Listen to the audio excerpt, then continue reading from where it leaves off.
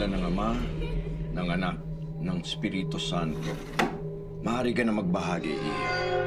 May isang babae sa palengke.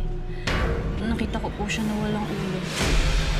Di ba sabi sa pamahiin, senyalis daw yun na mamatay ng isang tao?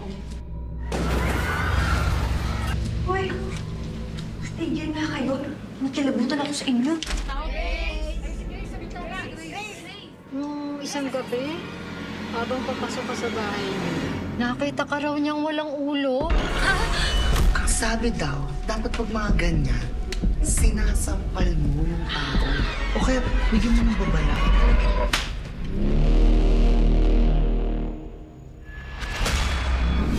Hanggang hindi tayo nakakasigurado kung ano naging dahilan ng pagkamatay, walang sino man ang pwede dapat gumalaw ng bangkay. Kailangan ng mga tao ang tulong mo.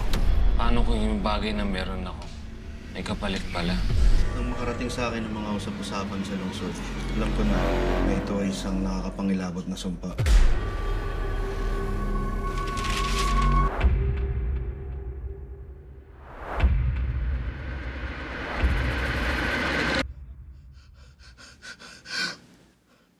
To!